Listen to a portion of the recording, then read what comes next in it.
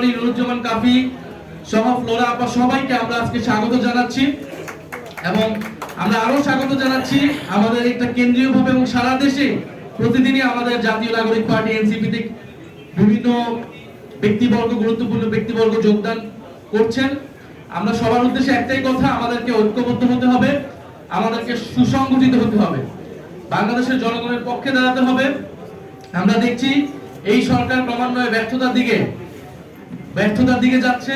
অর্থনৈতিক পরিস্থিতি টালমাটাল, দেশে গণতন্ত্র নিয়ে আশঙ্কা তৈরি হয়েছে, বিশ্ববিদ্যালয়গুলোর নিরাপত্তা নিয়ে আশঙ্কা তৈরি হয়েছে। সেই জায়গায় ঐক্যবদ্ধভাবে জনগণের পাশে না দাঁড়ানো ছাড়া আমাদের আর কোনো উপায় নেই। আমরা সেই লক্ষ্যে কাজ করে যাচ্ছি। ইনশাআল্লাহ আমরা খুবই শীঘ্রই আমরা সংস্কারের পক্ষে, গণভোট বাস্তবায়নের পক্ষে জাতীয় নাগরিক পার্টি এনসিপি থেকেও আমরা কাজ করব এবং ইসাক সরকারের সাথে ঢাকা মহানগর দক্ষিণের অসংখ্য নেতাকর্মী, ওনার অনুসারী, ওনার হাত ধরে আজকে জাতীয় নাগরিক পার্টি এনসিপিতে যোগ দিচ্ছেন। আমরা তাদেরকেও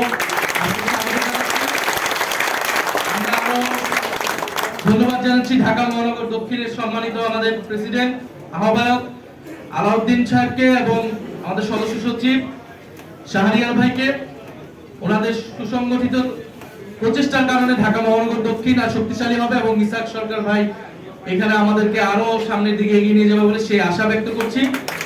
আপনাদের আমার ধন্যবাদ জানিয়ে আমার বক্তব্য। আসসালামু আলাইকুম।